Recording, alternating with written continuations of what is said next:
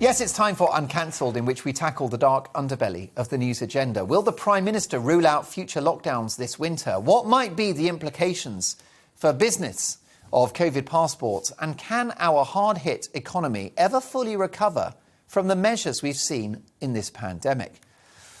My guest to discuss this is Matt Gubba, the CEO and founder of BizBritain, a commercial financial brokerage specialising in sourcing best fit funding for startups and SMEs. In 2016 and 2017, Matt was crowned the NatWest Entrepreneurs Champion of the Year and was recently recognised as being in the top 100 most influential entrepreneurs in the country.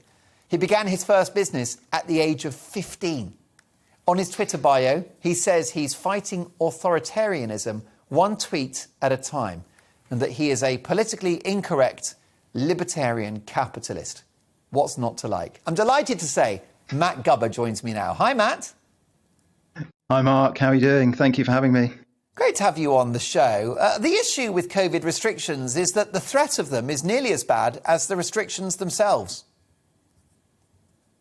Absolutely, yeah. I mean, obviously, the restrictions themselves are quite horrendous, and they've unleashed untold damage on businesses all over the UK for the last 2 years. But the threat of business is so damaging to confidence, and it just has so many other knock-on effects, throughout the economy, throughout millions of businesses.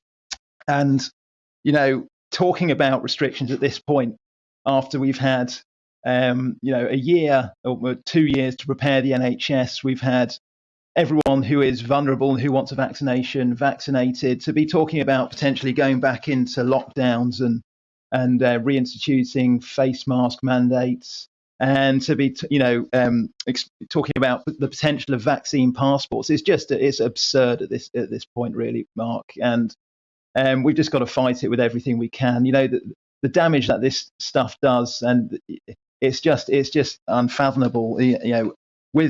With my business, we've been very much on what I'd like to think of as the front line of what I've seen very much as a war against small businesses, small, medium-sized businesses, on behalf of the government. And we have seen some absolutely heart-wrenching stories where people who have worked their entire lives, 10, 20 years building businesses, that support their families, that they rely on for to put a roof over their heads, that they'd always expected would be their retirement, have just had everything swept away in the blink of an eye, as a result of what I would consider, and what many people consider, absurdly overreactional government policies based around COVID.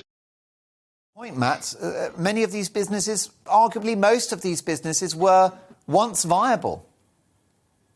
Absolutely, yeah. I mean, that's the point. Businesses that were not only viable, that were thriving. You just have to look at the hospitality sectors, the travel sectors. We've seen a great many of them, people who were expecting to have a fantastic year in 2020, 2021, and now they have nothing. They've lost their businesses, they've lost their homes.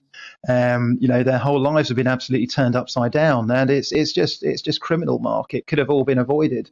Yes, Matthew, my panellist on tonight's show, Emily Hill, who we'll bring into the conversation very shortly, earlier said that if Margaret Thatcher had been Prime Minister, if she were Prime Minister, she would never have allowed that level of damage to the economy. Why have businesses been seen as acceptable collateral damage in this pandemic?